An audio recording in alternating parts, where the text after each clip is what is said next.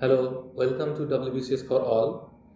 আমরা Indian পলিটির first class নিয়ে আলোচনা করছিলাম। তো সেখানে আমাদের ফার্স্ট ক্লাসের পার্ট 1 পড়া হয়ে গেছে এবং আমরা যে পার্টিকুলার টপিকটা নিয়ে পড়েছিলাম সেটা হলো historical background of Indian constitution, এবং তার পার্ট 1 আমরা পড়ে ফেলেছি। এখন আমরা পার্ট 2তে পড়াশুনো করব এবং আমরা পার্ট 1-এ মেনলি কোম্পানি রুল নিয়ে পড়েছিলাম এবং পার্ট 2তে আমরা ক্রাউন রুল নিয়ে আলোচনা করব। আমরা কারণ পড়েছি যে হিস্টোরিক্যাল ব্যাকগ্রাউন্ড পড়তে গিয়ে পুরো ব্রিটিশ শাসনটাকে আমরা দুটো ফেজে ভাগ করেছিলাম।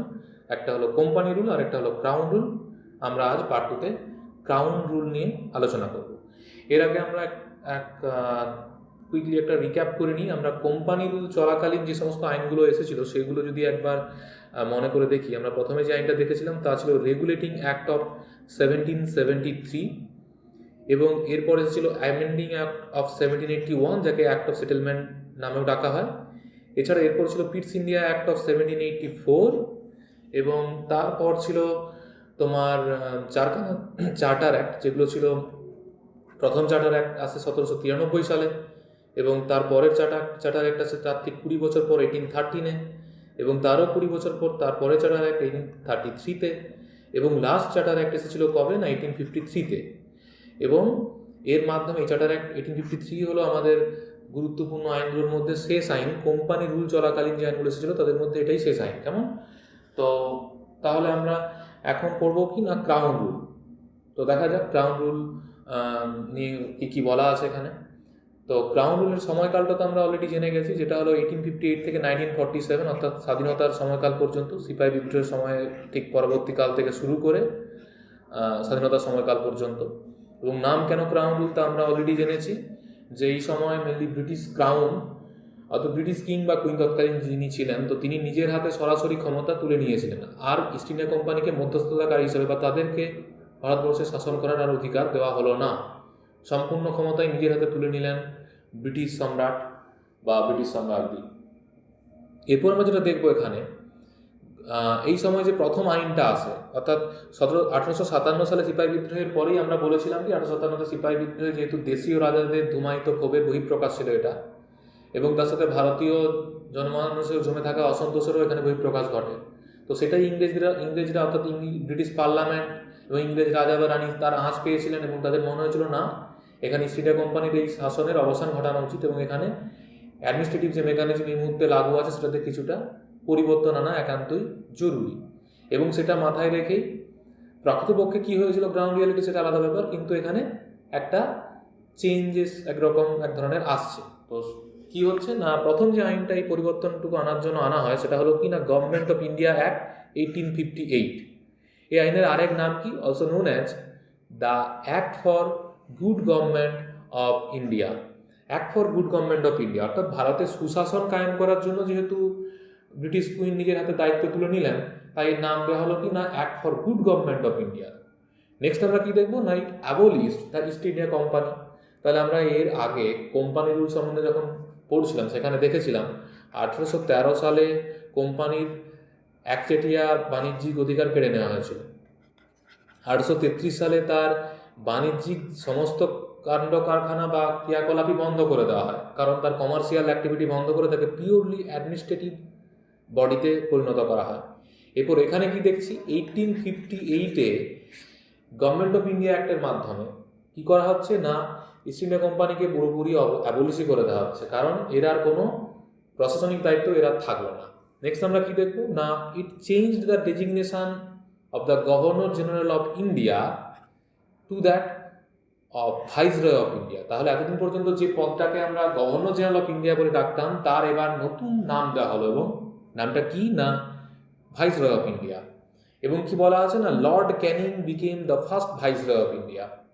তাহলে এই প্রসঙ্গে যদি বলা হয় যে ব্রিটিশ শাসনকালে ব্রিটিশ ইন্ডিয়াতে প্রথম ভাইসরয় তো হলেন লর্ড ক্যানিং, তাহলে ব্রিটিশ ইন্ডিয়াতে last governor general of India কে ছিলেন? আমি আবারও বলছি, যদি বলা হয় ব্রিটিশ ইন্ডিয়াতে last governor general of India কে ছিলেন, তাহলে সেক্ষেত্রে কিন্তু যিনি ফার্স্ট ভাইসরয় অর্থাৎ লর্ড ক্যানিং, উনি হলেন ব্রিটিশ ইন্ডিয়াতে শেষ গভর্নর জেনারেল অফ ইন্ডিয়া।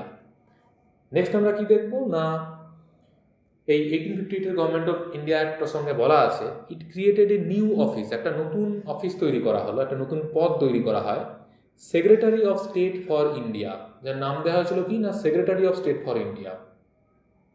তো এই ভাইসরয় অফ ইন্ডিয়া যিনি ভারতবর্ষে থেকে শাসন করছেন তিনি হলেন তৎকালীন ব্রিটিশ সম্রাট বা সম্রাজ্ঞীর একজন প্রতিনিধি, কেমন? কিন্তু এই secretary of state for India যার অফিস ছিল আসলে লন্ডনে, তার পদটা কেন তৈরি করা হলো? তিনি ব্রিটিশ পার্লামেন্টের কাছে দায়বদ্ধ থাকবেন। তো সেই কারণে ব্রিটিশ ক্যাবিনেট মিনিস্টারদের মধ্যে একজনকে বানিয়ে দেওয়া হলো কি secretary of state for India, এই পদটি তৈরি করা হলো। এবং একজন ব্রিটিশ ক্যাবিনেট, আমরা যেমন দেখি আমাদের কেন্দ্রীয় সরকারে ক্যাবিনেট মিনিস্টার বলা হয়, ক্যাবিনেট মিনিস্ট্রি, ক্যাবিনেট মিনিস্টারদের যেমন পদ হয়, একই রকম ওখানে ব্রিটিশ ক্যাবিনেটের মধ্যে থেকে কোনো একজন মিনিস্টারকে করে দেওয়া হলো secretary of state for India. তার লেখা আছে কি, it created a new office, secretary of state for India.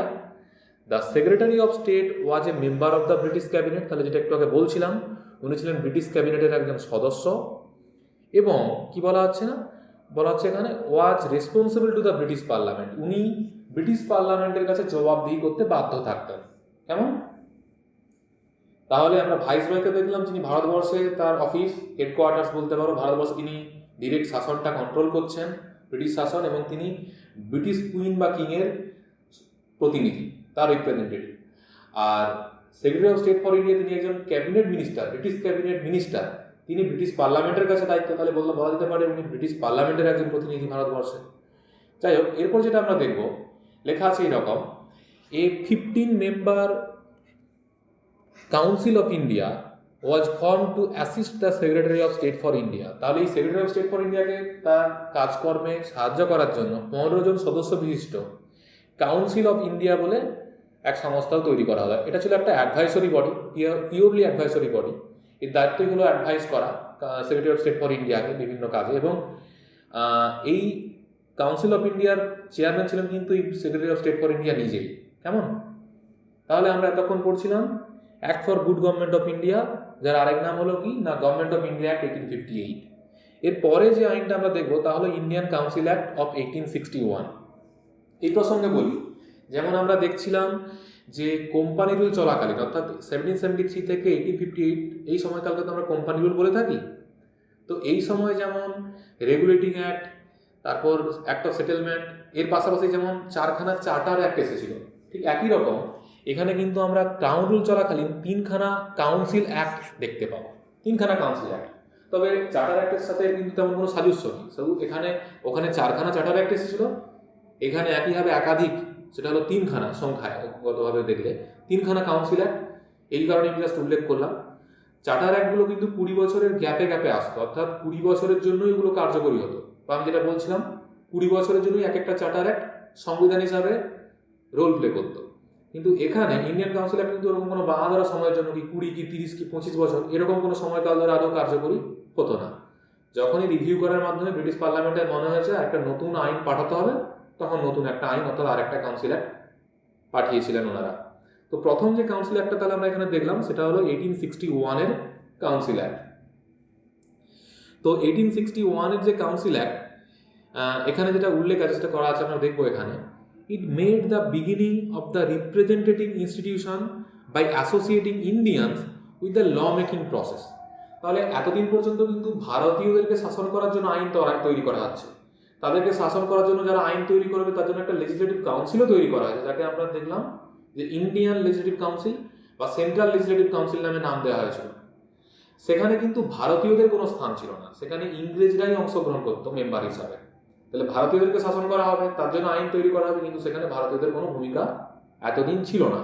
কিন্তু 1861 এর যে কাউন্সিল অ্যাক্ট, সেখানে দেখলাম, যেহেতু আমরা বললাম যে ক্রাউন রুল শুরু হয়েছে ভারতীয়দেরকে কতটা সন্তুষ্ট করা যায়, তাদের শাসন ব্যবস্থায় তাদেরকে কতটা অ্যাসোসিয়েট করা যায়, সেই ব্যাপারে ভাবনা চিন্তা নিয়ে ক্রাউন রুলের ইন্ট্রোডাকশন। তো সেক্ষেত্রে এটা যেটা এখানে বলা আছে আমরা দেখতে পাচ্ছি 1861 এর কাউন্সিল অ্যাক্টের মাধ্যমে কি করা হলো না, it made a beginning of the representative institutions by associating Indians with the law making process. তাহলে আইন তৈরির কাজে এরপর ভারতীয়দেরকেও বাই অ্যাসোসিয়েটিং ইন্ডিয়ানস, ভারতীয়দেরকে যুক্ত করা হচ্ছে। এবং এই ভারতীয়দেরকে যে আইন তৈরির কাজে যুক্ত করা হচ্ছে, এই ব্যাপারটাকে বলা হচ্ছে কি না রিপ্রেজেন্টেটিভ ইনস্টিটিউশন। কারণ ভারতীয়রা নিজেদের শাসন ব্যবস্থায় প্রতিনিধিত্ব করার সুযোগ পাচ্ছে, তাই তো?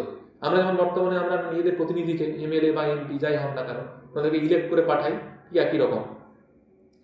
নেক্সট আমরা কি দেখবো না, অ্যাকর্ডিং টু দিস অ্যাক্ট, এই আইন অনুযায়ী অর্থাৎ ইন্ডিয়ান কাউন্সিল অ্যাক্ট 1861 অনুযায়ী, the viceroy should nominate some Indians as non official members of his expanded council. ভাইসরয়ের যে কাউন্সিল ছিল, তার যে লেজিসলেটিভ কাউন্সিল ছিল, যারা আইন তৈরির কাজকর্ম পালন করছিল, সেই কাউন্সিলের কিন্তু আমরা দেখতে পাচ্ছি কি না এক্সপানশন ঘটানো হচ্ছে, তার মেম্বার সংখ্যা বাড়িয়ে দেওয়া হচ্ছে এবং সেখানে অফিসিয়াল না হলেও নন অফিসিয়াল মেম্বার হিসাবে ভারতীয়দেরকে যোগদানের সুযোগ দেওয়া হচ্ছে। এবং এখানে বলা আছে কি এই প্রভিশনকে মেনেই 1862-তে 1862 সালে viceroy Lord Canning nominated 3 Indians, 3জন ভারতীয়দেরকে তিনি নমিনেট করলেন। নমিনেট, এটা কিন্তু ভাইসরয়ের নমিনেট করার পর, অর্থাৎ ভাইসরয় নিজেদের মনোনীত, তার যাকে সুবিধা মনে হচ্ছে সেই রকম 3জন ভারতীয়কে তিনি কি করলেন না নমিনেট করলেন টু হিজ লেজিসলেটিভ কাউন্সিল। তার লেজিসলেটিভ কাউন্সিলের নাম আমরা তো জানি, ইন্ডিয়ান লেজিসলেটিভ কাউন্সিল বা সেন্ট্রাল লেজিসলেটিভ কাউন্সিল নামে যেটা পরিচিত ছিল। সেখানে তিনি 3জন ভারতীয়কে নন অফিসিয়াল মেম্বার হিসেবে যোগদানের সুযোগ কিন্তু দিলেন। এবং এই 3জন ভারতীয় কে ছিলেন না 1862-তে যারা অ্যাপয়েন্টেড হচ্ছেন, নমিনেটেড হচ্ছেন বাই লর্ড ক্যানিং, তারা হলেন Raja of Benares, the Maharaja of Patiala and sir Dinkar Rao. তাহলে 3জনের নাম আমরা জেনে রাখবো, প্রথম ভারতীয় যারা নন অফিসিয়াল মেম্বার হিসাবে ইন্ডিয়ান লেজিসলেটিভ কাউন্সিলে যোগদানের সুযোগ পেলেন। নেক্সট আমরা কি দেখবো না, ইন্ডিয়ান কাউন্সিল অ্যাক্ট অফ 1892। একটু আগে আমরা বলছিলাম যে ব্রিটিশ ইন্ডিয়াতে তিনটি আমাদের কাউন্সিল অ্যাক্ট এই ক্রাউন রুল চলাকালীন ব্রিটিশ পার্লামেন্ট এখানে পাঠিয়েছিল বা ইংরেজরা এখানে ইন্ট্রোডিউস করে, যেগুলো হলো প্রথমত আমরা দেখলাম 1861-এর কাউন্সিল অ্যাক্ট আমরা পড়লাম, এরপর 1892-এর এখানে দেখছি, এরপর একটা 1909 সালের আমরা কাউন্সিল অ্যাক্ট পড়ব। তো যাই হোক, এখানে আমরা ইন্ডিয়ান কাউন্সিল অ্যাক্ট অফ 1892 ব্যাপারে আমরা দেখব কি লেখা আছে। কেমন কি লেখা আছে না, this act made a limited and indirect provision for the use of election in filling up some of the non-official seats both in the central and provincial legislative council। তাহলে আমরা এখানে একটা গুরুত্বপূর্ণ পদক্ষেপ দেখতে পেলাম। এর আগে দেখলাম কি জাস্ট আগের যে 1861-এর যে কাউন্সিল অ্যাক্ট, সেখানে ভারতীয়দেরকে ল মেকিং প্রসেসের সাথে যুক্ত করা হয়েছে, তাদেরকে সেন্ট্রাল যে লেজিসলেটিভ কাউন্সিল বা ইন্ডিয়ান লেজিসলেটিভ কাউন্সিল, সেখানে ভারতীয়দেরকে নন অফিসিয়াল মেম্বার হিসাবে যোগদানের সুযোগ দেওয়া হয়েছে। অফিসিয়াল মেম্বার না, অফিসিয়াল মেম্বারের নির্বাচন ক্ষমতা বেশি ছিল, তারা ইংরেজ সাদা চামড়ার মানুষ ছিলেন, তো আমরা ভারতীয়, তো দুর্ভাগ্যজনক ব্যাপার কিন্তু তা হলেও সত্যি, ভারতীয়দেরকে নন অফিসিয়াল মেম্বার হিসেবে যোগদানের সুযোগ দেওয়া হয়েছে 1861-এ। তো 1892-তে গিয়ে কি করা হচ্ছে, সেখানে কিন্তু নমিনেট করার কথা বলা হচ্ছে। 1861-এ আমরা দেখছিলাম কি ভারতীয়দেরকে নন অফিসিয়াল মেম্বার হিসেবে ভাইসরয় নমিনেট করছিলেন, ভারতীয়রা আদৌ ইলেক্ট করার সুযোগ পাচ্ছিলেন না। কিন্তু এখানে আমরা দেখব কি না, it made a limited and indirect provision for the use of election. তাহলে ইলেকশনের পদ্ধতিকে এখানে গ্রহণ করা হচ্ছে কিসের জন্য না, in filling up some of the non official seats both in central and provincial legislative council. তাহলে আমরা সেন্ট্রাল লেজিসলেটিভ কাউন্সিল তো ছিল জানতামই, এখানে দেখলাম প্রভিন্সিয়াল লেজিসলেটিভ কাউন্সিল বলেও একটা কথা বলা হচ্ছে। তাহলে যে প্রভিন্সগুলো ছিল তৎকালীন ব্রিটিশ প্রভিন্স, প্রায় 11খানা টোটাল, তো সেই প্রভিন্সগুলোতেও কিন্তু ল মেকিংয়ের জন্য আইনসভা ছিল সেখানে। যেমন বর্তমানে আমরা রাজ্যগুলোতে দেখি বিধানসভা, বা কিছু কিছু ক্ষেত্রে বিধানসভার পাশাপাশি বিধান পরিষদও থাকে। পরবর্তীকালে আমরা পলিটি পড়তে গিয়ে এগুলো যে জানবো বা পড়বো। তো সেই রকম তৎকালীন ওই প্রভিন্সগুলোতেও কিছু লেজিসলেটিভ কাউন্সিল ছিল, সেই লেজিসলেটিভ কাউন্সিলগুলোতেও এমনকি ইন্ডিয়ান যে লেজিসলেটিভ কাউন্সিল, সেখানেও নন অফিসিয়াল মেম্বার হিসেবে ভারতীয়দেরকে যোগদানের সুযোগ দেওয়া হয়েছে এবং তাদেরকে এখন আর নমিনেট করা হচ্ছে না, তাদেরকে ইনডিরেক্টলি ইলেক্ট করা হচ্ছে। তাহলে indirect provision of election, indirect provision of election বলতে কি বোঝাচ্ছে, আমরা এমএলএ এবং এমপিদেরকে সরাসরি ভোটদানের মাধ্যমে ইলেক্ট করে থাকি। আমরা নিজেরা ভোট দিতে যাই, যখন আমাদের ভোট উৎসব বলে যে ভোট মেলা হয়, আমাদের ডান্স অফ ডেমোক্রেসি আমরা জানি, কিছুদিন আগে রাজ্যে হলো, তার আগে কেন্দ্রের যে লোকসভার ভোট হয়েছিল, তাহলে লোকসভা আর বিধানসভার ভোটে আমরা নিজেরা ভোট দিই, কিন্তু রাজ্যসভার ভোটে তো আমরা ভোট দিই না, কিন্তু সেখানেও তো ইলেক্টেড মেম্বাররা যান। তাহলে রাজ্যসভার মেম্বাররা তারা ইলেক্টেড হন, কিন্তু তারা ইনডিরেক্টলি ইলেক্টেড হন, জনগণের দ্বারা সরাসরি ইলেক্টেড হন না। ঠিক একই রকম এখানে সেই ইনডিরেক্ট ইলেকশনের কথা বলা আছে, ইনডিরেক্ট প্রভিশন অফ ইলেকশন। কেমন? এবং এখানে বলা আছে কি লিমিটেড সব নন অফিসিয়াল মেম্বারকে তো এখানে ইলেকশন করে পাঠানো হচ্ছে না, কিছু জনকে, মুষ্টিমেয় কয়েকজনকে। আবার সেটাও সবাই ভারতীয়রা সেখানে ভোট দেওয়ার সুযোগ পাচ্ছেন তাও না, লিমিটেড। আমরা বর্তমানে কি হয় দেখি, ইউনিভার্সাল অ্যাডাল্ট ফ্র্যাঞ্চাইজ আছে, অর্থাৎ তোমার প্রাপ্তবয়স্কদের সার্বজনীন ভোটাধিকার, তো যাকে বলা হয় ইউনিভার্সাল অ্যাডাল্ট ফ্র্যাঞ্চাইজ, বা 18 বছর বয়স হয়ে গেলে তুমি ভোটদানের সুযোগ পাবে যদি ভারতীয় নাগরিক হও। কিন্তু সেখানে তা ছিল না, লিমিটেড অ্যান্ড ইনডিরেক্ট প্রভিশন বলা হচ্ছে, ইলেকশনের এই প্রভিশন ইউজ করা হচ্ছে। নেক্সট আমরা কি দেখবো না, এর পরের যে council act, Indian council act of 1909, সেই প্রসঙ্গে আমরা এখানে পড়াশোনা করব। কি লেখা আছে না, অলসো নোন অ্যাজ মরলে মিন্টো রিফর্ম। এর আরেক নাম কি না, মরলে মিন্টো রিফর্মস। মরলে মিন্টো নাম কোথা থেকে আসে না, মরলে ছিলেন তৎকালীন secretary of state for India. আমরা অলরেডি পড়েছি, গভর্নমেন্ট অফ ইন্ডিয়া অ্যাক্ট 1858 মাধ্যমে এই secretary of state for India বলে একটা পোস্ট তৈরি করা হয়েছিল। সেই মরলেই ছিলেন 1909 সালে তৎকালীন, যখন ইন্ডিয়ান কাউন্সিল অ্যাক্টটা কার্যকরী করা হয় বা পাস হয় এবং কার্যকরী করা হয়, সেই সময় বা তৎকালীন secretary of state for India, এবং মিন্টো ছিলেন তৎকালীন ভাইসরয় অফ ইন্ডিয়া। তাহলে এই জন্যই দুজনের নাম নিয়ে নামটা তৈরি করা হয়েছে কি, ইন্ডিয়ান কাউন্সিল অ্যাক্ট 1909 আরেক নাম মরলে মিন্টো রিফর্মস। এরপর আমরা কি দেখবো না, এখানে কি কি প্রভিশন ছিল বা কি কি ব্যাপার স্যাপার ছিল। It provided for the first time for the association of Indians with the executive council of the viceroy. তাহলে আমরা একটু আগে দেখছিলাম যে এই 1861 যে কাউন্সিল অ্যাক্ট, সেখানে বলা হয়েছিল কি ভারতীয়দেরকে লেজিসলেটিভ কাউন্সিল, ভাইসরয়ের যে লেজিসলেটিভ কাউন্সিল, সেখানে নন অফিসিয়াল মেম্বার হিসেবে যোগদানের সুযোগ দেওয়া হচ্ছে। কিন্তু ভাইসরয়ের তো আরেকটা কাউন্সিল আছে, এক্সিকিউটিভ কাউন্সিল, যারা এক্সিকিউটিভ ফাংশনগুলো পালন করে থাকে। তো সেই জায়গায় কিন্তু ভারতীয়দের এখনও যোগদানের সুযোগ দেওয়া হচ্ছিল না। 1861 আইনে অন্তত হয়নি, 1892-তেও হয়নি। সেটা কি দেখলাম কোথায় না, 1909 এই তোমার কাউন্সিল অ্যাক্টের মাধ্যমে সেটা এখানে হলো। এতদিন কিন্তু ওটা মানে আগে ওই প্রভিশনটা ছিল না।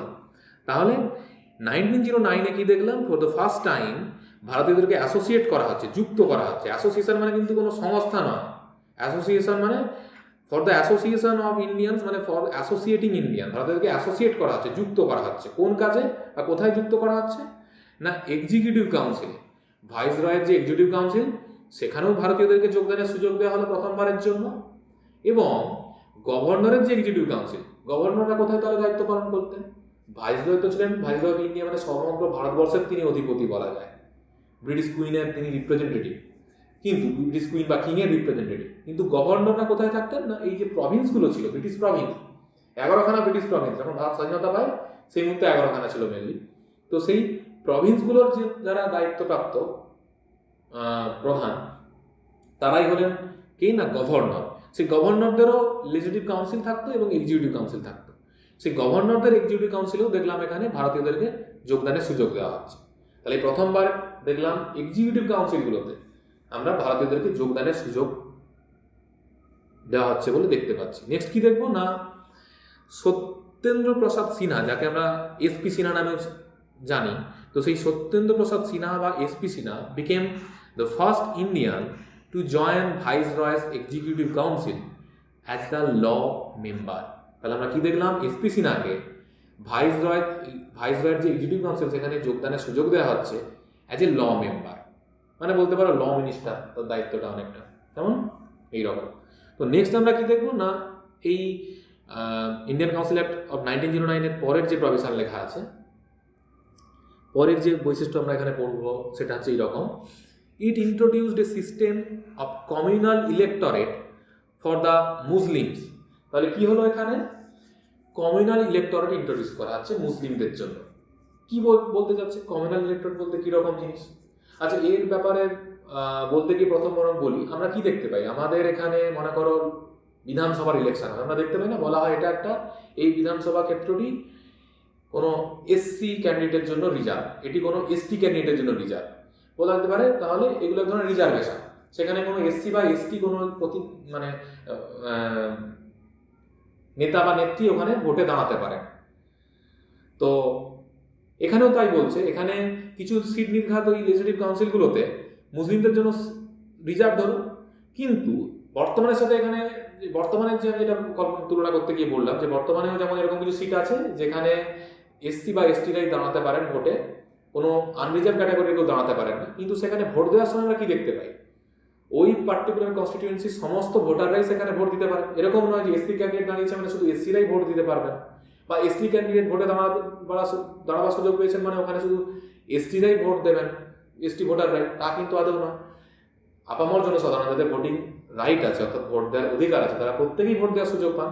কিন্তু কমিউনাল ইলেক্টর জিনিসটা ঠিক তার উল্টো, এখানে মুসলিমদের জন্য ওই পোস্টগুলো রিজার্ভ এবং মুসলিমরাই ওখানে ভোটাররাই ওখানে ভোট দেওয়ার সুযোগ পাবে, অন্য কোনো সম্প্রদায়ের মানুষ আদৌ ভোট দেওয়ার সুযোগ পাবেন না। এটি বলা হয় কমিউনাল ইলেক্টরেট।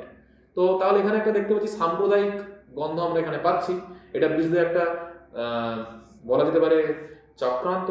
হিন্দু মুসলিম যে ইউনিটি, যে ঐক্য, সেটাকে ভেদাভেদের মাধ্যমে তাদের মধ্যে জাস্ট তাদেরকে দুর্বল করে দেওয়া, ব্রিটিশ বিরোধী যে আন্দোলন সেটাকে দুর্বল করে দেওয়া এবং ব্রিটিশ শাসনকে শক্তপোক্ত করে রাখার একটা প্রচেষ্টা, তো ব্রিটিশ শাসন কায়েম রাখার একটা প্রচেষ্টা।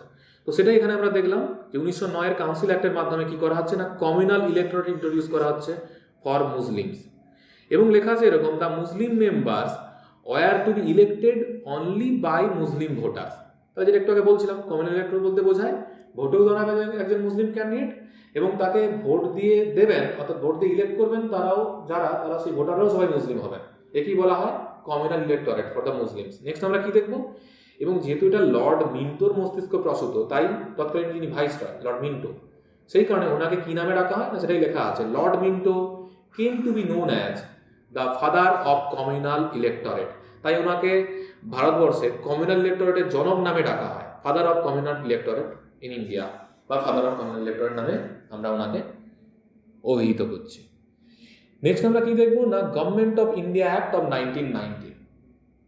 আচ্ছা, এই প্রসঙ্গে একটা ছোট্ট তথ্য বলি যে আমরা আগের আইনটা পড়লাম, ইন্ডিয়ান কাউন্সিল অ্যাক্ট অফ 1909, বা যাকে মরলে মিন্টো রিফর্ম নামেও আমরা জানলাম। তো এই আইনটাই কিন্তু ব্রিটিশরা কোম্পানি রুল বা ক্রাউন রুল চলাকালীন যত সমস্ত আইন ভারতবর্ষে ইন্ট্রোডিউস করেন তাদের মধ্যে সবথেকে ক্ষণস্থায়ী হয়েছিল। এটা সবথেকে কম সময়ের জন্য সার্ভাইভ করেছিল এই ইন্ডিয়ান কাউন্সিল অ্যাক্ট অফ 1909। তো এই প্রশ্নটা পড়তে পারে, এই নোটসে আমি এটা মেনশন করতে ভুলে গেছি থেকে, কিন্তু তোমরা প্লিজ এটা মাথায় রাখবে বা খাতায় নোট ডাউন করে নাও যে Indian council act of 1909 was the least surviving act introduced by the Britishers in India, introduced by the British in India। ব্রিটিশদের দ্বারা ইন্ট্রোডিউস করা ভারতবর্ষের সবথেকে কম সময়ের জন্য স্থায়ী বা ক্ষণস্থায়ী সবথেকে আইন, সেটা ছিল এই Indian council act of 1909। Next আমরা চলে যাব কোথায়, পরবর্তী যে আইন, government of India act of 1990। এর আগে আমরা গভর্নমেন্ট অফ ইন্ডিয়া একটা পড়েছিলাম 1858-এ, তাই না, যার আরেক নাম ছিল তোমার act for good government in India. তাহলে এখন দেখি আমরা গভর্নমেন্ট অফ ইন্ডিয়া 1919 বলতে কি বলছে, এখানে কী সব বলা আছে। আইন তো পাস হলো 1919 সালে, তাই তার নামের সাথে 1919 সালটা এখানে জুড়ে দেওয়া হয়েছে, কিন্তু এটা কার্যকরী হয় কবে, 1921 সালে। ভারতবর্ষে সেটা কার্যকরী হলো 1921 সালে।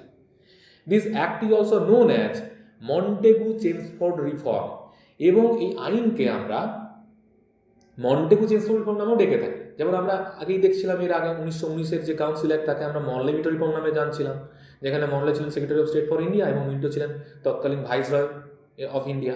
এখানেও মন্টেগু হলেন কি না secretary of state for India 1919 সালে এই সময়, আর চেমসফোর্ড ছিলেন তৎকালীন ভারতবর্ষের ভাইসরয়।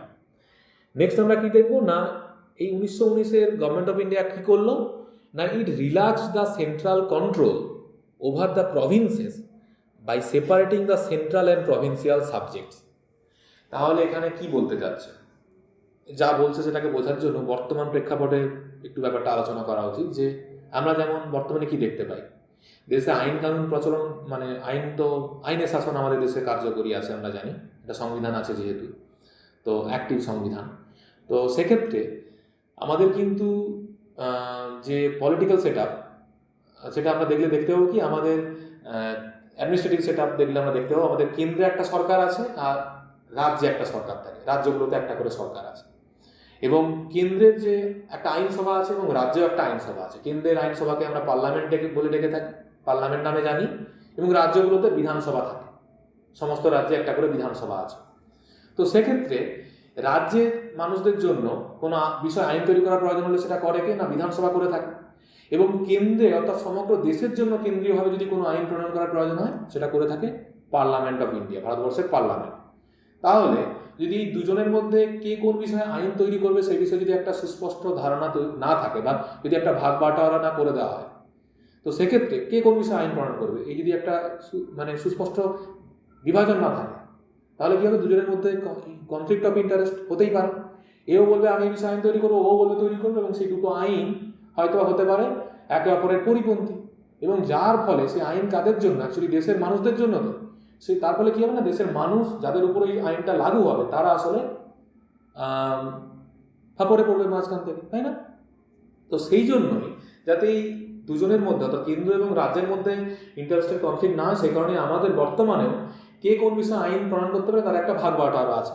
ঠিক একই রকম দেখতে পাবো কি গভর্নমেন্ট অফ ইন্ডিয়া 1919 মাধ্যমে তৎকালীন গভর্নমেন্ট অফ ইন্ডিয়া অর্থাৎ ব্রিটিশ গভর্নমেন্ট অফ ইন্ডিয়া কোন কোন বিষয়ে আইন তৈরি করতে পারবে এবং প্রভিন্সগুলো কোন কোন বিষয়ে আইন প্রণয়ন করতে পারবে, বা বলতে পারি সেন্ট্রাল লেজিসলেটিভ কাউন্সিল বা ইন্ডিয়ান লেজিসলেটিভ কাউন্সিল, ঠিকঠাক করে বলে এটাই বোঝায় ইন্ডিয়ান লেজিসলেটিভ কাউন্সিল কোন বিষয়ে আইন তৈরি করতে পারবে, এবং প্রভিন্সিয়াল যে লেজিসলেটিভ কাউন্সিলগুলো ছিল তারা কোন বিষয়ে আইন তৈরি করতে পারবে, তার একটা বিভাজন, সুস্পষ্ট বিভাজন এখানে করা হলো। সেটাই লেখা আছে, it relax the central control over the provinces by separating the central and provincial subjects. তাই প্রভিন্স বলতে কী জিনিস আমরা অলরেডি বুঝেছি, এই যদি হয় ভারতবর্ষ, পুরো ভারতবর্ষ জুড়ে ব্রিটিশ গভর্নমেন্ট ইন ইন্ডিয়া তার এখানে কন্ট্রোল, এবং সেই সুশাসনের জন্য আবার শাসন ব্যবস্থা সুবিধার জন্য, সুশাসন বলবো কিনা জানি না, শাসন ব্যবস্থা সুবিধার জন্য এই ইংরেজরা সারা দেশকে কয়েকটা ব্রিটিশ প্রভিন্সে ভেঙে দিয়েছে, এবং তার পাশাপাশি কিছু দেশীয় রাজারাও আছেন যারা ছোটো ছোটো রাজ্য, স্বাধীন রাজ্য নয় তাদের, কিন্তু ব্রিটিশদের অধীনস্থ কিছু রাজ্যে তারা রাজত্ব করছেন, প্রিন্সলি স্টেট নামে যারা পরিচিত ছিল। এই যে ব্রিটিশ প্রভিন্সগুলো যারা ব্রিটিশ ছিল এক একটা ইউনিট, এখানেও একটা করে আইনসভা ছিল, তারা এই প্রভিন্সিয়াল লেজিসলেটিভ বডি ওখানে ছিল, তারা আইন ওখানে কার্যকর করতো। তাহলে এখানে যেটা বলছে প্রভিন্সিয়াল সাবজেক্ট তৈরি করে দেওয়া হলো যে এই সাবজেক্টগুলো প্রভিন্সগুলো আইন তৈরি করবে, আর সেন্ট্রাল সাবজেক্ট রাখা হলো কিছু যেগুলোতে কেন্দ্রীয়ভাবে সেন্ট্রাল লেজিসলেটিভ কাউন্সিল আইন তৈরি করবে সারা ভারতবর্ষের জন্য, এটা এখানে বলা আছে। নেক্সট লেখা আছে কি না, the central and provincial legislatures were authorize to make laws on their respective list of subjects, যেটা এতক্ষণ বলছিলাম, এই সেন্ট্রাল এবং প্রভিন্সিয়াল লেজিসলেটিভ কাউন্সিলকে তাদের নিজস্ব লিস্টে যে বিষয়গুলো উল্লেখ আছে সেই সাবজেক্টগুলোতে আইন তৈরি করার অনুমতি দেওয়া হলো, নিজেদের লিস্টে তারা লিস্টের বিষয়গুলো নিয়ে আইন তৈরি করার অধিকার পেল। নেক্সট আমরা কি দেখব, it further divided the provincial subjects into two parts. তাহলে আমরা দেখলাম এমনিতে যে যত সমস্ত বিষয় নিয়ে আইন তৈরি করা যায় সমস্ত বিষয়গুলোকে দুটো লিস্টে ভাগ করা আছে, একটা সেন্ট্রাল আর একটা হচ্ছে প্রভিন্সিয়াল। এরপর সেই যে প্রভিন্সিয়াল সাবজেক্ট সেগুলোকে আবার দুটো ভাগে ভাগ করা আছে, প্রভিন্সিয়াল সাবজেক্টগুলোকে ফার্দার দুটো ভাগে ভাগ করে দেওয়া হচ্ছে, একটার নাম দেওয়া হচ্ছে রিজার্ভ আর একটার নাম দেওয়া হচ্ছে ট্রান্সফার। তাহলে একটার নাম দেওয়া হলো কি রিজার্ভ আর একটার নাম দেওয়া হলো ট্রান্সফার। কোনটা রিজার্ভ আর কোনটা ট্রান্সফার, এই যে রিজার্ভ আর ট্রান্সফার কোনটা কি সেটা আমরা দেখব, কোনটা কি বলতে কি বোঝাচ্ছে তা আমাদের জানবো আমরা। তো কি লেখা আছে না, দ্য ট্রান্সফার্ড সাবজেক্ট, ট্রান্সফার্ড বলে যে লিস্টটা তৈরি করা হলো প্রভিন্সিয়াল সাবজেক্টের মধ্যে যেগুলো ট্রান্সফার্ড নামে অভিহিত হলো, যেগুলো ট্রান্সফার্ড সাবজেক্টের লিস্টে পড়লো, সেই বিষয়গুলোতে কি হলো না, were to be administered by the governor with the aid of ministers responsible to the legislative council. তাহলে এই ট্রান্সফার সাবজেক্টেও প্রভিন্সের সাবজেক্টগুলোকে আমরা দুটো ভাগে ভাগ করেছি, এবং সেই ট্রান্সফার সাবজেক্টগুলোতে আমরা দেখতে পাচ্ছি কি সেই বিষয়ে আইন প্রণয়ন করবেন governor of that particular Province, তিনি করবেন আইন প্রণয়ন কার সাহায্য নিয়ে, উইথ দ্য এড অফ মিনিস্টারদের সহায়তা নিয়ে, এবং মানে অর্থাৎ তার এক্সিকিউটিভ কাউন্সিল তার সহায়তা নিয়ে, যাদেরকে মিনিস্টার হিসেবে অ্যাপয়েন্ট করেছেন। এবং বলছেন কি, কিন্তু সেই মিনিস্টাররা কার কাছে জবাবদিহি করতে বাধ্য থাকবে না, responsible to the legislative council, যে লেজিসলেটিভ কাউন্সিলে অলরেডি ভারতীয়রা যোগদান করার সুযোগ পেয়ে গেছেন, সেই লেজিসলেটিভ কাউন্সিলের কাছে কিন্তু এই ট্রান্সফার বিষয়ে আইন তৈরি করলে সেই বিষয়ে কিন্তু এদের প্রশ্ন করার অধিকার আছে। সেই বিষয়ে যদি কোনো আইন মনঃপূত না হয় সেই বিষয়ে তাদের কাছে জবাবদিহি করতে বাধ্য থাকবে এই মিনিস্টাররা, থাকবেন লেজিসলেটিভ কাউন্সিলের কাছে। তাহলে এই হলো ট্রান্সফার, মানে এখানে ট্রান্সফার নামটা দেওয়া হয়েছে কারণ ক্ষমতার কিছুটা হলেও এখানে যেন ট্রান্সফার করা হচ্ছে আমরা দেখতে পাচ্ছি। নেক্সট আমরা কি দেখবো না, the reserve subjects are to be administered. তাহলে রিজার্ভ বলে যার একটা লিস্ট ছিল, সেই বিষয়গুলোতে কারা আইন তৈরি করতে পারতেন বা কে করতেন না, সেটাতেও গভর্নরই আইন তৈরি করতেন, কার সাহায্য নিয়ে গভর্নর অ্যান্ড হিজ এক্সিকিউটিভ কাউন্সিলের বিষয়ে আইন তৈরি করতেন, কিন্তু এক্ষেত্রে পার্থক্যটা কি, without being responsible to the legislative council. তাহলে এই বিষয়গুলোতে আইন তৈরি করলে সেই আইনের ব্যাপারে কিন্তু তারা কোনোভাবেই জবাবদিহি করতে বাধ্য থাকবে না লেজিসলেটিভ কাউন্সিলের কাছে। এটাই এখানে এটুকু পার্থক্য, কারণ সেগুলো নামই দেওয়া আছে রিজার্ভ।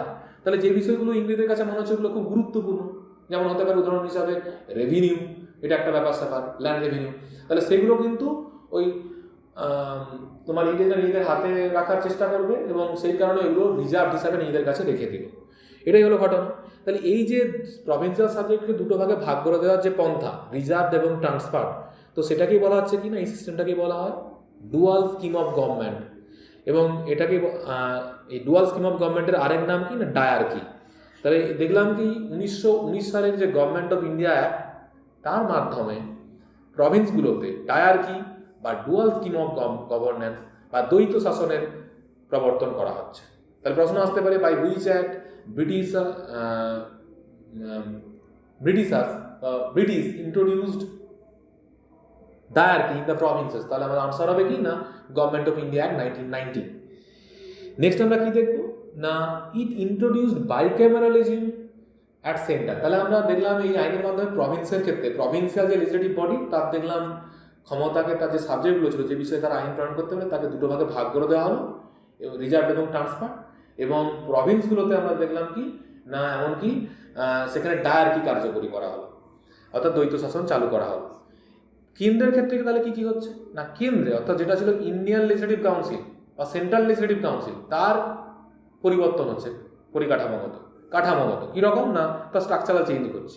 পরিকাঠামোগত শব্দটা ব্যবহার করা উচিত হয়নি আমার, স্ট্রাকচারাল চেঞ্জ হচ্ছে।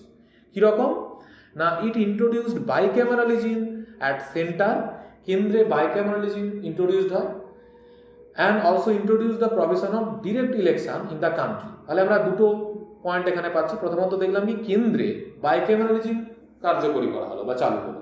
বাইক্যামেরালিজম জিনিসটা কি না, আমরা যেমন বর্তমানে দেখতে পাই যে আমাদের যে কেন্দ্রীয় আইনসভা অর্থাৎ পার্লামেন্ট, যারা সারা দেশ জুড়ে আইন কার্যকরী করার জন্য আইন তৈরি করে থাকে, সেই পার্লামেন্টে কিন্তু দুটো কক্ষ, লোয়ার হাউস, আপার হাউস। লোয়ার হাউস বলতে আমরা জানি লোকসভাকে, এবং আপার হাউস বলতে আমরা জানি রাজ্যসভাকে। তো এই দ্বিকক্ষীয় আইন সভাকেই আমরা সাধারণত বলে থাকি কি না, বাইক্যামেরালিজম।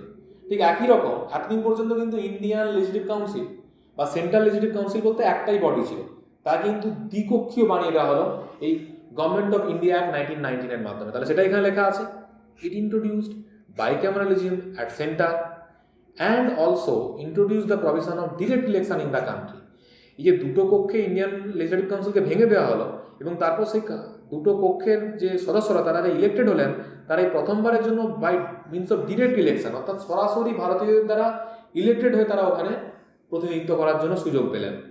তাই এখানে লেখা আছে কি না, দাজ ইন্ডিয়ান লেজিসলেটিভ কাউন্সিল বা যাকে আমরা সেন্ট্রাল লেজিসলেটিভ কাউন্সিল নামেও জেনে থাকি, সেই সেন্ট্রাল লেজিসলেটিভ কাউন্সিল কি হচ্ছে না, দ্যাট ওয়াজ রিপ্লেসড, তাকে সরিয়ে দিয়ে তার জায়গায় কি আনা হচ্ছে না, replaced by a bicameral legislature consisting of an upper house, যাকে আমরা কাউন্সিল অফ স্টেট নামে জানলাম, এবং লোয়ার হাউস, যার নাম হয়েছিল কি, দেওয়া হয়েছিল লেজিসলেটিভ অ্যাসেম্বলি। তাহলে দুটো কক্ষে পরিণত করা হলো। তাহলে ইন্ডিয়ান লেজিসলেটিভ কাউন্সিল বা সেন্ট্রাল লেজিসলেটিভ কাউন্সিলের জায়গায় দুটো কক্ষ তৈরি করা হলো, একজন আপার হাউস আর লোয়ার হাউস। আপার হাউসের আরেক নাম ছিল কি না, কাউন্সিল অফ স্টেট, আর লোয়ার হাউসের আরেক নাম ছিল লেজিসলেটিভ অ্যাসেম্বলি।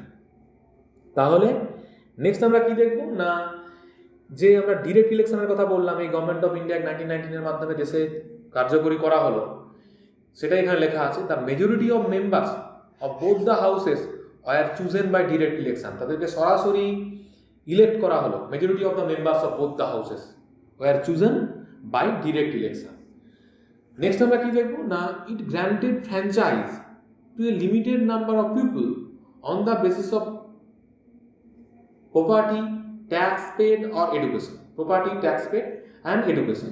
তাহলে কি হলো, প্রপার্টি, ট্যাক্স পেড এবং এডুকেশন সমস্ত ভারতীয়দেরকে কিন্তু এই ইলেকশনে যোগ দেওয়ার মানে ভোট দেওয়ার সুযোগ দেওয়া হলো না। বর্তমানে আমরা কি দেখতে পাই, দেশের নাগরিক হলে এবং প্রাপ্তবয়স্ক হলে অর্থাৎ 18 বছরের বেশি বয়স হলেই যে কোনো ভারতীয় নাগরিক কিন্তু ভোটাভুটিতে, যেখানে ভোট দেওয়ার সুযোগ আছে, তার লোকসভার ভোট, রাজ্যসভার ভোট, পঞ্চায়েত বা মিউনিসিপ্যালিটির ভোট, যাকে আমরা লোকাল বডিজের ভোট বলি, এই সমস্ত ভোটগুলোতে আমরা ভোটদান করতে পারি। কিন্তু সমস্ত ভারতীয়রাই সুযোগ পাচ্ছে। কিন্তু এখানে কি বলা হচ্ছে, তো সমস্ত ভারতীয়রা পেল না, কিন্তু ইট গ্র্যান্টেড ফ্র্যাঞ্চাইজ। ভোট দেওয়ার অধিকার কারা পেলেন না, লিমিটেড নাম্বার অফ পিপল, মুষ্টিমেয় ভারতীয়রা পেলেন on the basis of property, কতটা তাদের সম্পত্তি আছে তার উপর ভিত্তি করে, কতটা ধনসম্পদের মালিক, ট্যাক্স পেড, বেশি সম্পত্তি থাকলে বা ধনসম্পদ থাকলে নির্গত ট্যাক্সটাও বেশি দেবে, তো ট্যাক্স পেড।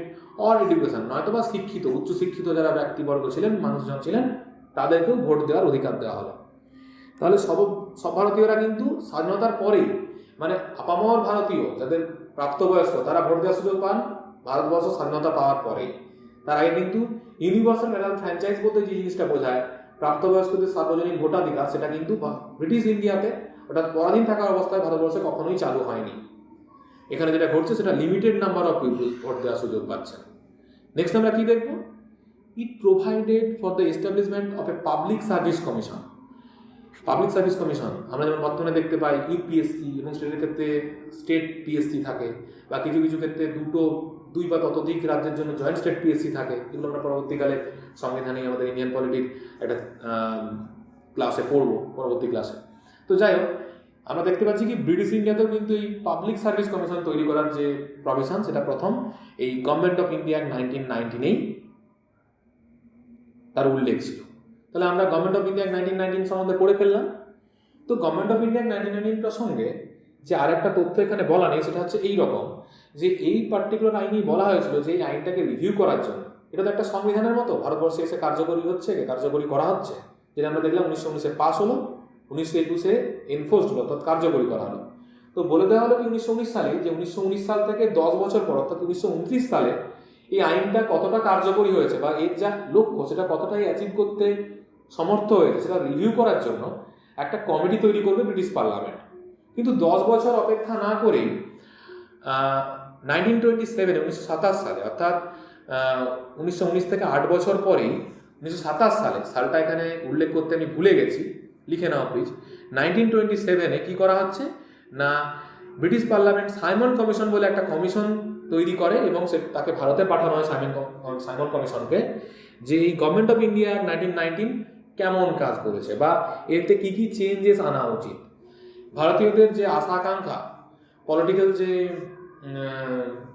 তাদের যে স্বপ্ন আছে, রাজনৈতিক যে স্বপ্ন, সেটা কতটা সফল করতে সমর্থ হয়েছে, সেটা দেখার জন্যই এই সাইমন কমিশন তৈরি করা হয়। তাহলে এখানে কি দেখবো, সাইমন কমিশন সালটা বললাম 1927 সাল। লেখা আছে কি না, the British government appointed a 7-member commission under the chairmanship of sir John Simon. তাহলে 7 জন সদস্য বিশিষ্ট, প্রশ্ন আসতে পারে, খুব সহজ প্রশ্ন, এই সাইমন কমিশনে কতজন সদস্য ছিলেন? 7 জন। এবং কে ছিলেন চেয়ারম্যান না, স্যার জন সাইমন, তার নাম থেকেই নাম দেওয়া হয়েছে সাইমন কমিশন, মনে থাকবে। তো কি কারণে তৈরি করা হয়েছিল না, ব্রিটিশ গভর্নমেন্ট কেন অ্যাপয়েন্ট করলো এই কমিশনকে? To report on the condition of India under its new constitution. New constitution বলতে কি বোঝাচ্ছে না, গভর্নমেন্ট অফ ইন্ডিয়া অ্যাক্ট 1990। তাহলে যে 1919 সালে যে গভর্নমেন্ট অফ ইন্ডিয়া অ্যাক্ট, সেটা ভারতবর্ষে কতটা সফল হয়েছে, তার লক্ষ্য মাত্রায় পৌঁছাতে পেরেছে কিনা, সেটা রিভিউ করার জন্য এই সাইমন কমিশনকে অ্যাপয়েন্ট করলো British government. This was an all white commission, অর্থাৎ কি বলতে চাচ্ছে, এই যে সাইমন কমিশনের 7 জন সদস্য, তারা প্রত্যেকেই ছিলেন সাদা চামড়া, তাই এই কমিশনকে বলা হচ্ছে কি অল হোয়াইট কমিশন। এবং যেহেতু সবাই সাদা চামড়া, সেই কারণেই ভারতীয় যে নেতা নেত্রীরা, তৎকালীন যে পলিটিক্যাল অর্গানাইজেশনগুলো ছিল, তাদের মধ্যে অধিকাংশ পলিটিক্যাল অর্গানাইজেশনই, অর্থাৎ রাজনৈতিক দলগুলি, তারা কিন্তু এই কমিশনকে মেনে নিতে রাজি হননি। কারণ ভারতীয়দের আশা আকাঙ্ক্ষা পূর্ণ করার জন্য কমিশন তৈরি করা হচ্ছে, অথচ সেখানে ভারতীয়দের কোনো জায়গা নেই, তা কী করে হতে পারে? তো এই ব্যাপারে এই জন্য প্রতিবাদ জানিয়ে গো ব্যাক সাইমন, এই কথাটা আমরা নির্ঘাত শুনেছি। আমরা আমাদের আগে ছোটবেলায় যে ইতিহাস বই পড়েছিলাম, তার উপরেও দেখছিলাম সেই ধুতি পরা, পাঞ্জাবি পরা সমস্ত রাজনৈতিক নেতারা প্ল্যাকার্ড নিয়ে হেঁটে যাচ্ছেন, ফেস্টুন নিয়ে হেঁটে যাচ্ছেন, go back Simon, Simon go back. তো সেই সাইমন কমিশনের বিরুদ্ধে আন্দোলন শুরু করেন, যে যেহেতু ভারতীয়রা এখানে সুযোগ পায়নি এই কমিশনে, এটা একটা all white commission, that's why that was rejected by most of the political parties. Maximum political পার্টিগুলো, ভারতীয় যে রাজনৈতিক দলগুলো, তারা একে রিজেক্ট করেছিল। নেক্সট আমরা কি দেখব না, এই 7 জন সদস্যদের মধ্যে একজন গুরুত্বপূর্ণ সদস্যও ছিলেন তার নাম ক্লেমেন্ট এটলি। আমরা জানবো কি লেখা আছে, Clement Attlee was an important member of this commission. তো ক্লেমেন্ট এটলি ইম্পর্টেন্ট কেন? আমরা তাহলে দুজনের নাম জানলাম এই 7 জনের মধ্যে। একজন হলেন স্যার জন সাইমন, যার নাম থেকে উনি ছিলেন চেয়ারম্যান যেহেতু, তাই ওনার নাম থেকে সাইমন কমিশনের নাম। আর একজনের নাম হলো ক্লেমেন্ট এটলি। আসলে ভারত যখন স্বাধীনতা পায় 1947 সালে, সেই সময় ব্রিটিশ প্রাইম মিনিস্টার বা ব্রিটিশ প্রিমিয়ার, ব্রিটিশ প্রধানমন্ত্রী ছিলেন কে না, এই ক্লেমেন্ট এটলি। তো এই কারণেই আমরা এই এটলির নাম আমরা এখানে জানছি একজন গুরুত্বপূর্ণ সদস্য হিসাবে। উনি সাইমন কমিশনের 7 জনের মধ্যে একজন। এরপর আমরা যেটা দেখবো, এই সাইমন কমিশনের বিরুদ্ধে ভারতীয়রা তো অনেক অভিযোগ জানালেন, ভারতীয় নেতা নেত্রীরা আন্দোলন করলেন, কিন্তু তারপরেও এই সাইমন কমিশন নিজেদের কাজকর্ম সেরে একটা রেকমেন্ডেশন জমা দেবে ব্রিটিশ পার্লামেন্টের কাছে। এবং তারপর আমরা জানি, আমাদের ইতিহাসে আমরা পড়েছি বা পরবর্তীকালে আমরা পড়বো, যেটা হচ্ছে কি না, এরপর ইংল্যান্ডে 3খানা গোল টেবিল বৈঠক হয়, যাকে আমরা রাউন্ড টেবিল কনফারেন্স বা আরটিসি নামে জানি। তো সেই 3খানা গোল টেবিল বৈঠক এবং এই সাইমন কমিশনের রেকমেন্ডেশন সব কিছু মিলিয়ে যে আউটকাম, সেটা হলো কি না আর একটা নতুন আইন, যার নাম হলো গভর্নমেন্ট অফ ইন্ডিয়া অ্যাক্ট 1935। এই 1935 সালের গভর্নমেন্ট অফ ইন্ডিয়া অ্যাক্ট খুব গুরুত্বপূর্ণ একটা আইন, কারণ এতদিন পর্যন্ত ইংরেজরা যত সব আইন ভারতবর্ষে কার্যকরী করেছে, সেই 1773 রেগুলেটিং অ্যাক্ট থেকে আজ অবধি সবকটা আইনের মধ্যে সব থেকে লেন্দি যদি বলা যায় কোনো লিগাল ডকুমেন্ট, সেটা হচ্ছে এটা গভর্নমেন্ট অফ ইন্ডিয়া 1935। সর্ববৃহৎ, দীর্ঘতম, কারণ এখানে 321খানা সেকশন ছিল, 10খানা শিডিউল ছিল এখানে, অর্থাৎ 321খানা সেকশন বলতে আর্টিকেলের সমতুল্য বলা যেতে পারে 321খানা, মানে একটা ডিটেল ব্যাপার স্যাপার ছিল এর মধ্যে। তো সেই গভর্নমেন্ট অফ ইন্ডিয়া 1935 কিন্তু এই জন্য গুরুত্বপূর্ণ, কারণ আমাদের দেশে পরবর্তীকালে যে সংবিধান কার্যকরী করা হয়, যেটা বর্তমানেও কার্যকরী আছে, ইন্ডিয়ান কনস্টিটিউশন বা কনস্টিটিউশন অফ ইন্ডিয়া, তা কিন্তু অনেকাংশেই এই গভর্নমেন্ট অফ ইন্ডিয়া অ্যাক্ট 1935 দ্বারা অনুপ্রাণিত। এখান থেকে অনেক প্রভিশন আমরা এমুলেট করেছি, আমরা কপি করেছি, আমরা বড় করেছি। অবশ্যই কিছু না কিছু চেঞ্জেস আনা হয়েছে তার মধ্যে। আমাদের বর্তমান প্রেক্ষাপটে, বর্তমান যে জিও পলিটিক্যাল সিনারিও, যে আমাদের যে বর্তমান যে নিড, সেটাকে ফুলফিল করার জন্য আমরা প্রয়োজন মতো ওগুলোকে চেঞ্জ করেছি। গভর্নমেন্ট অফ ইন্ডিয়া 1935 যা প্রভিশন ছিল সেগুলো ডিরেক্ট আমরা কপি করে নিইনি, কিন্তু যেটা বলতে চাচ্ছি আমি এখানে, সেটা হচ্ছে কি, আমরা বিভিন্ন জায়গা থেকে আমাদের দেশের সংবিধানের জন্য তথ্য কালেক্ট করেছি। সংবিধানের প্রভিশনগুলো বিভিন্ন জায়গা থেকে নেওয়া, বিভিন্ন দেশের সংবিধানে যে গুড প্র্যাকটিসগুলো আছে, গুড প্র্যাকটিসেস, সেগুলো থেকে আমরা এমুলেট করেছি, আমরা কপি করেছি।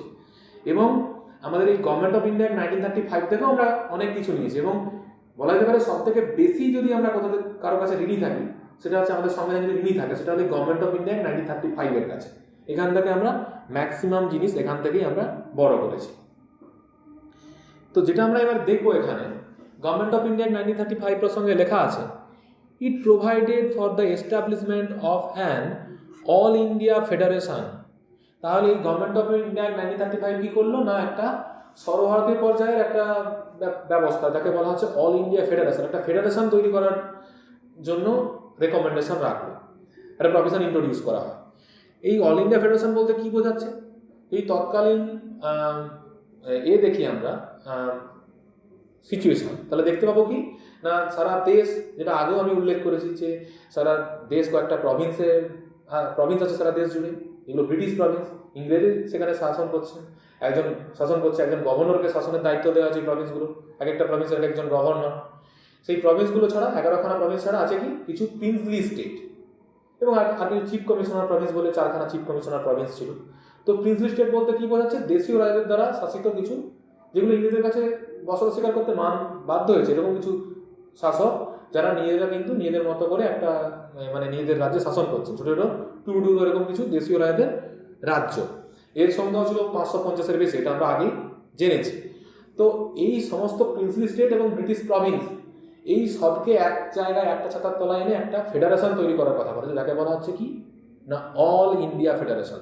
কিন্তু সেটা কখনোই কার্যকরী হয়নি, তৈরি করে উঠতে আমরা পারিনি, কারণ প্রিন্সলি স্টেটগুলো কখনোই রাজি হয়নি এই অল ইন্ডিয়া ফেডারেশনে যোগ দিতে। এই ফেডারেশনে যোগ দিতে বা তারা রাজি না হওয়ার জন্য কোনোদিনই এই প্রভিশনটা, পার্টিকুলার প্রভিশনটা যে অল ইন্ডিয়া ফেডারেশন তৈরি করা প্রভিশনটা, এটা কখনোই কার্যকরী হয়নি। তো যাই হোক, এই প্রসঙ্গে কি লেখা আছে দেখি না, it provided for the establishment of an all India federation consisting of provinces and princely states as units. তাহলে যেটা আমি বলছিলাম যে ব্রিটিশ প্রভিন্সগুলোকে নিয়ে এবং প্রিন্সলি স্টেটসগুলোকে নিয়ে বলা হচ্ছে কি না অল ইন্ডিয়া ফেডারেশন তৈরি করা হবে। এবং আর কি বলা হচ্ছে না, this act divided the power between the centre and units. Units বলতে এই প্রভিন্স আর প্রিন্সলি স্টেটগুলো, এবং সেন্টার বলতে তো কেন্দ্রীয়ভাবে যে ভাইসরয় সারা দেশ জুড়ে শাসন করছে। তো এই সেন্টার এবং এই অল ইন্ডিয়া ফেডারেশনের যে ইউনিটগুলো, এদের মধ্যে শক্তি মানে কে কোন বিষয়ে পাওয়ারের ডিভিশন বলতে কে কোন বিষয়ে আইন তৈরি করবে, যেটার ব্যাপারেও আমরা ইন ডিটেল এর আগে আলোচনা করেছি। তো কে কোন বিষয়ে আইন তৈরি করবে সেটার ব্যাপারে ভাগ বাটোয়ারা সুস্পষ্টভাবে করে দেওয়া উচিত একান্তই, নয়তো বা কী হবে, একই বিষয়ে যদি দুজন আইন তৈরি করে ফেলে, ইউনিটগুলো ওই বিষয়ে আইন তৈরি করে ফেলবে, ইউনিট বলতে এই যে প্রিন্সলি স্টেট আর প্রভিন্সগুলো ওই বিষয়ে আইন তৈরি করে ফেলবে, আবার কেন্দ্রও তৈরি করে ফেলবে, তাহলে তাদের মধ্যে বিবাদ বেঁধে যাবে। তো সেই জিনিসটা যাতে না হয়, গন্ডগোল যাতে না বাঁধে, সেই কারণে আমরা কি দেখছি, division of powers between centre and units in term of 3 list, 3খানা লিস্ট তৈরি করে এই ভাগ বাটোয়ারাটা করা হয় শক্তির বন্টন। সেই 3খানা লিস্টের কি কি নাম দেওয়া হলো, একটা লিস্টের নাম ফেডারাল লিস্ট, একটার নাম প্রভিন্সিয়াল লিস্ট, আর একটার নাম হলো কনকারেন্ট লিস্ট। ফেডারাল লিস্টে কে আইন প্রণয়ন করতে পারবে না, কেন্দ্রীয়ভাবে যে সেন্ট্রাল লেজিসলেটিভ কাউন্সিল, যার দুটো কক্ষ আমরা অলরেডি জানি যে দুটো ভাগে ভেঙে দেওয়া হয়েছে, যদিও সে ব্যাপারটা আর থাকবে না। তো যাই হোক, কেন্দ্রীয়ভাবে সারা দেশ জুড়ে যে সেন্ট্রাল যে লেজিসলেটিভ কাউন্সিল, তারা কিন্তু এই ফেডারাল লিস্ট বিষয়ে আইন প্রণয়ন করবে, এখানে যা যা সাবজেক্ট থাকবে সেই বিষয়গুলো নিয়ে আইন তৈরি করবে। এবং প্রভিন্সিয়াল লিস্ট মানে নামে বোঝা যাচ্ছে এখানে প্রভিন্সিয়াল যে লেজিসলেটিভ কাউন্সিলগুলো আছে, তারা এই জায়গায় যে সাবজেক্টগুলো উল্লেখিত সেই বিষয়গুলো নিয়ে আইন তৈরি করবে। আর কনকারেন্ট লিস্টে এমন কিছু গুরুত্বপূর্ণ বিষয় নিয়ে আলোচনা করা আছে, বা এমন কিছু সাবজেক্ট এখানে লিস্ট করা আছে যেগুলোতে দুজনেই আইন তৈরি করতে পারবে, অর্থাৎ সেন্টারও করতে পারবে, প্রভিন্সগুলোও করতে পারবে। এই কারণে এর নাম কনকারেন্ট লিস্ট। তাহলে এই হলো আমাদের 3খানা লিস্ট, যেটা এই তোমার অল ইন্ডিয়া ফেডারেশনকে কার্যকরী করতে গেলে এই শক্তির ভাগ বাটোয়ারা বা কে কোন বিষয়ে আইন তৈরি করবে সেটা বেঁধে দেওয়া একান্তই জরুরি ছিল, এবং সেটা করাও হলো এখানে। নেক্সট আমরা কি দেখবো না, residuary powers were given to the viceroy. তাহলে এই যে 3খানা লিস্ট, এর বাইরেও যদি কোনো কিছু থেকে থাকে, যদি এমন কোনো বিষয় থাকে যেটা 3খানা লিস্টের মধ্যে উল্লেখ করতে আমরা ভুলে গেছি, তাহলে সেই বিষয়ে যদি আইন তৈরি করার প্রয়োজন হয়, সেটা কে করবেন না, সেটা করবেন ভাইসরয় অফ ইন্ডিয়া। এবং ভাইসরয় অফ ইন্ডিয়ার যে এই অতিরিক্ত ক্ষমতা, একেই বলা হচ্ছে কি না রেসিডুয়ারি পাওয়ার। রেসিডিউ আমরা জানি তো, রেসিডিউ শব্দটার সাথে আমরা পরিচিত।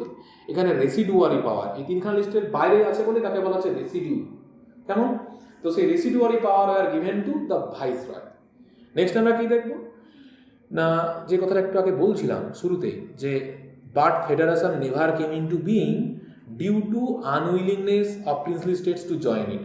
যেহেতু প্রিন্সলি স্টেটগুলো আদেও এই ফেডারেশনে জয়েন করতে চায়নি, তার জন্য তাদের নির্ঘাত কোনো জায়গায় মনে হচ্ছিল তাদের স্বার্থহানি হবে এখানে যোগদান করলে অল ইন্ডিয়া ফেডারেশনে, তাই তারা যোগদান করেননি, এবং সেই কারণে কখনোই এই অল ইন্ডিয়া ফেডারেশনের কনসেপ্ট বাস্তবায়িত হয়নি। নেক্সট আমরা কি দেখব না, it abolished dyarchy in the provinces and introduced provincial autonomy in its place. তাহলে যদি তোমাকে মনে করতে বলা হয়, এক্ষুনি জাস্ট মনে করে নাও, কোন পার্টিকুলার আইনের মাধ্যমে আমাদের দেশে প্রভিন্সগুলোতে ডায়ার্কি ইন্ট্রোডিউস করা হয়েছিল? একদম ঠিক 1919-এর গভর্নমেন্ট অফ ইন্ডিয়া অ্যাক্টের মাধ্যমে। তাহলে এই 1935-এর গভর্নমেন্ট অফ ইন্ডিয়া অ্যাক্টের মাধ্যমে কি করা হলো, সেই প্রভিন্সে যে ডায়ার্কি ছিল তাকে অ্যাবলিশ করে দেওয়া হচ্ছে। It abolish dyarchy in the provinces, এবং তার জায়গায় কি ইন্ট্রোডিউস করা হচ্ছে না, provincial autonomy in its place. ডায়ার্কির জায়গায় প্রভিন্সিয়াল অটোনমি বরং ইন্ট্রোডিউস করে দেওয়া হলো।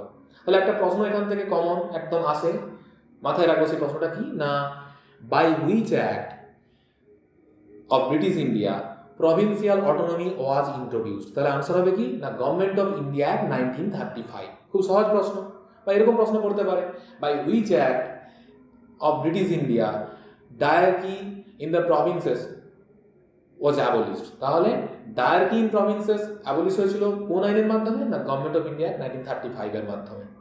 এরপর যেটা দেখবো, ডায়ার্কি তো প্রভিন্সে অ্যাবলিশ হয়ে গেল, বরং তার জায়গায় কি করা হলো না, কেন্দ্রে ডায়ার্কি চালু করে দেওয়া হলো। তাই লেখা আছে এইরকম, it introduce dyarchy at the centre, অর্থাৎ রাজ্য থেকে অ্যাবলিশ করে দেওয়া হলো, বরং কেন্দ্রে ডায়ার্কি চালু করে দেওয়া হলো। অর্থাৎ যে সেন্ট্রাল যে লেজিসলেটিভ কাউন্সিলে দুটো ভাগ করে দেওয়া হয়েছিল, আপার হাউস লোয়ার হাউস, সেখানে আমরা দেখতে পেলাম কি ডায়ার্কি চালু করা হলো। এবং কি করা হলো না, the federal subjects are divided into reserve subjects and transfer subjects. আমরা দেখেছিলাম এর আগে 1919 সালের গভর্নমেন্ট অফ ইন্ডিয়া অ্যাক্টের মাধ্যমে যখন প্রভিন্সগুলোতে ডায়ারকে ইন্ট্রোডিউস করা হচ্ছিল, সেখানে প্রভিন্সিয়াল সাবজেক্টকে একই রকমভাবে দুটো ভাগে ভাগ করে দেওয়া হয়েছিল, রিজার্ভ এবং ট্রান্সফার, এই দুটো লিস্টে। ঠিক একই রকম এই জায়গাতে আমরা দেখব কি না, সেন্ট্রাল যে সাবজেক্ট অর্থাৎ ফেডারাল যে সাবজেক্টসগুলো ছিল 1925-এর গভর্নমেন্ট অফ ইন্ডিয়া অ্যাক্টের মাধ্যমে আমরা অলরেডি জানি সাবজেক্ট যে সমস্ত ব্যাপারে আইন কানুন প্রণয়ন করা হবে সেই বিষয়গুলোকে তিনখানা বা তিনটে হচ্ছে তোমার লিস্টে ভাগ করে দেওয়া হয়েছে।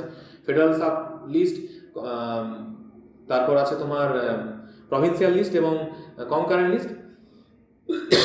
তো সেই ফেডারাল যে সাবজেক্টগুলো ছিল ফেডারাল লিস্টে যাদের উল্লেখ থাকবে, তো সেগুলোকেই দেখতে পাচ্ছি রিজার্ভ সাবজেক্টস এবং ট্রান্সপোর্ট সাবজেক্টস এই দুটো ভাগে ভাগ করে দেওয়া হলো। কারণ কি না, এই সেন্টারে ডায়ার কি যে কার্যকরী করতে হবে তার তাগিদে এটা করা হচ্ছে নিশ্চয়ই। নেক্সট আমরা কি দেখবো না, it provided for establishment of reserve bank of India. Reserve bank of India যা বর্তমানে আমাদের দেশের কেন্দ্রীয় ব্যাঙ্ক।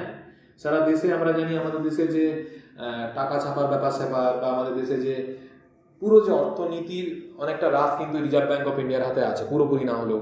সেই রিজার্ভ ব্যাঙ্ক অফ ইন্ডিয়া কিন্তু এস্টাবলিশড হচ্ছে, তার একটা প্রভিশন রাখা হচ্ছে যে রিজার্ভ ব্যাঙ্ক অফ ইন্ডিয়া তৈরি করা হবে এই 1925-এর গভর্নমেন্ট অফ ইন্ডিয়া অ্যাক্টের মাধ্যমে। নেক্সট আমরা কি দেখবো, it provided for establishment of a federal court.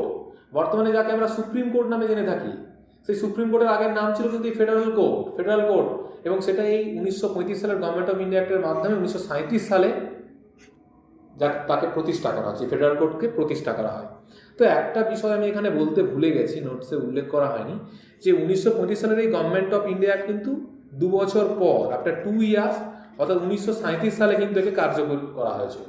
এসেছিল তো, আইনটা তো পাস হয়েছিল 1935-এ, কিন্তু কার্যকরী হচ্ছে 2 বছর পর 1937 সালে। যেমন 1919-এর গভর্নমেন্ট অফ ইন্ডিয়া অ্যাক্ট প্রসঙ্গে আমরা দেখছিলাম 2 বছর পর 1921 সালে সেটা কার্যকরী হচ্ছিল, ঠিক একই রকম এখানেও তাই আমরা দেখতে পেলাম। 1925-এ সেটা পাস হয় আইনটা, গভর্নমেন্ট অফ ইন্ডিয়া অ্যাক্ট 1935, কিন্তু কার্যকরী হয় 1937 সালে। তো এই কারণে দেখো এই 1937 সালে ফেডারাল কোর্ট এস্টাবলিশ হচ্ছে, তা কার্যকরী হচ্ছে। এছাড়া আমরা যাই হোক, আমরা তাহলে এতক্ষণ পর্যন্ত আমরা গভর্নমেন্ট অফ ইন্ডিয়া 1935 পড়ে ফেললাম। ভারত স্বাধীনতা পাওয়ার আগে সবথেকে গুরুত্বপূর্ণ আইন বলতে এটাকেই বলা যেতে পারে। এরপর আমরা যে বিষয় পড়বো সেটা হচ্ছে কি না, ক্যাবিনেট মিশন প্ল্যান 1946। এটা কোনো আইন নয়, একটা মিশন। যেমন আমরা একটু আগে সাইমন কমিশন পড়েছিলাম, সেই একই রকম ক্যাবিনেট মিশন বলে একটা মিশন এসেছিল। তারা কিছু তাদের মতামত বা কিছু রেকমেন্ডেশন রাখে, সেটাকে ক্যাবিনেট মিশন প্ল্যান নামে ডাকা হচ্ছে। তো যেটা এখানে বলার বিষয় সেটা হচ্ছে এইরকম, এই 1946 সালে ক্যাবিনেট মিশন প্ল্যান এসেছিল মেনলি ভারতবর্ষকে স্বাধীনতা দেওয়া হবে, ইংরেজরা সেটা ঠিক করে ফেলেছে ব্রিটিশ পার্লামেন্ট। তো তার জন্য কীভাবে ক্ষমতার হস্তান্তর করা হবে, অর্থাৎ ভারতে কোন লোকজনের হাতে, ভারতীয়দের মধ্যে কাদের হাতে ক্ষমতা তুলে দেওয়া হবে বা কীভাবে সেই ক্ষমতার হস্তান্তরটা হবে। তৎকালীন সময় তো আমরা জানি মুসলিম লীগ বিরাটভাবে দাবি করছে আমাদেরকে সেপারেট কান্ট্রি তৈরি করতে দিতে হবে ধর্মের ভিত্তিতে। তো সেই দাবি দেওয়া তাদের আছে, একটা বিরাট বড় টার্মোয়েল চলছে, এবং সেই সময়ই ইংরেজদেরও মনে হয়েছে যে আমরা দেশ ছেড়ে যাবো, একান্তই জরুরি দেশ ছেড়ে চলে যাওয়া, নয়তো বা সমস্যা আছে এখানে থাকলে। তো সেই কারণে আমরা দেখলাম কি, তারা তড়িঘড়ি একটা মিশন পাঠায় যার নাম ক্যাবিনেট মিশন, অর্থাৎ ক্যাবিনেট মিনিস্টারদের নিয়েই নিঘাতেই তৈরি হয়েছিল। তো সেই কারণে এর নাম ক্যাবিনেট মিশন প্ল্যান। আসলে 1946 সালে যখন ক্যাবিনেট মিশন তৈরি হয়, তার ঠিক আগের দিনই, মানে 18ই ফেব্রুয়ারি, 18th of February 1946-এ কী হয়েছিল না, রয়্যাল ইন্ডিয়ান নেভি মিউটিনি, অর্থাৎ ভারতীয় যে নৌসেনারা বিদ্রোহ করে বসে। তো ভারতীয় নৌ বিদ্রোহ কিন্তু ভারতের স্বাধীনতা সংগ্রামে একটা গুরুত্বপূর্ণ ইনসিডেন্ট, একটা গুরুত্বপূর্ণ ইভেন্ট, মানে মোস্ট ইম্পর্টেন্ট ইভেন্ট বলা যেতে পারে, one of the most important events.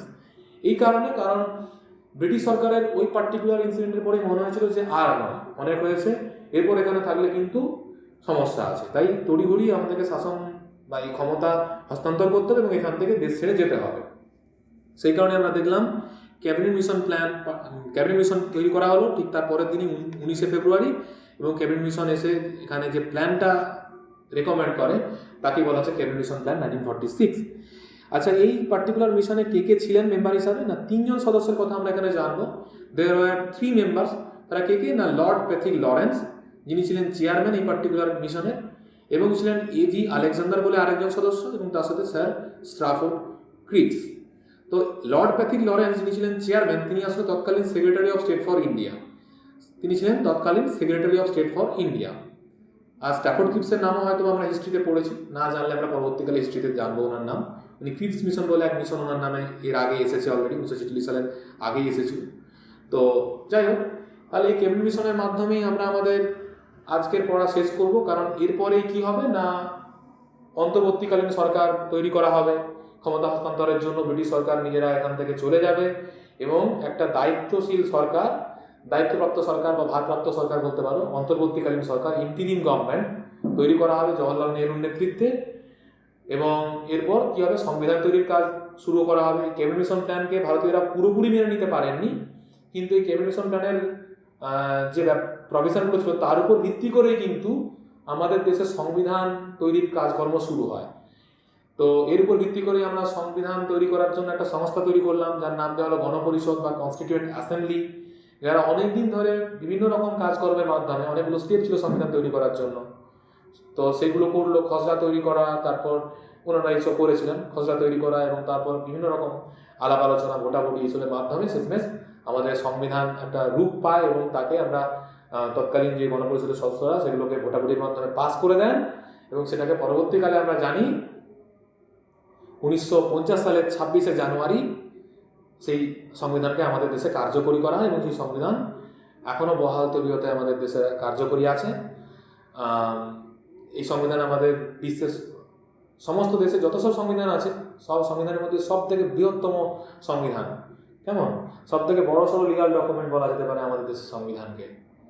আচ্ছা, এই সংবিধান সম্বন্ধে ইলাবোরেটলি আমরা এর পরের ক্লাসগুলোতে পড়ব। তো এই ছিল আমাদের হিস্টোরিক্যাল ব্যাকগ্রাউন্ড প্রসঙ্গে যা কিছু পড়ার মতো ছিল আমরা এখানে আলোচনা করলাম। এবার প্রচুর তোমাদেরকে এই সব টপিকে উপর ভিত্তি করে এমসিকিউ সলভ করতে হবে। তো তার জন্য গুরুত্বপূর্ণ যে বইগুলো আমরা ফলো করতে পারি, যেগুলো রিলায়েবল সোর্স বলা যেতে পারে, তাদের মধ্যে একটা হলো তোমার অবজেক্টিভ জেনারেল নলেজ, যেটা হচ্ছে লুসেন্টের একটা বই হয়। ওটা অবশ্যই যদি কাছে না থাকে কিনে নেবে। তোমাদের ম্যাক্সিমাম জন যারা আমার কাছে আগে থেকে পড়তে, তাদের কাছে তো অবশ্যই এই বইটা আছে। তোমরা নির্ঘাত ওগুলো ফলো করেছো, আরও একবার রিভিশন দেবে ওগুলো, কারণ যতবার রিভিশন দেবে তত বেশি স্ট্রং হবে। এটা মাথায় রাখতে হবে যে যতদিন না চাকরি পাচ্ছ ততদিন কিন্তু এই জিনিসগুলোই ওই মন্ত্রের মতো জপ করতে হবে, কিছু করার নেই, এটাই জীবন। এবং তাহলে মন দিয়ে পড়াশোনা করো। অবজেক্টিভ জেনারেল নলেজের যে বইটার কথা বললাম, লুসেন্টের অবজেক্টিভ জেনারেল নলেজ, ওখান থেকে কিন্তু এমসিকিউ ফলো করবে। এবং এই পার্টিকুলার ক্লাসটা পোস্ট করার পরে এর সাথে একটা লিঙ্ক আমি এর সাথে শেয়ার করব এর নিচেই। তো সেই লিঙ্কটাতে ক্লিক করে একটা টেস্ট দেবে এই সাবজেক্টটার উপরেই, মানে এই পার্টিকুলার টপিকের উপর ভিত্তি করে। ওকে, ভালো থাকো, মন দিয়ে পড়াশোনা করো।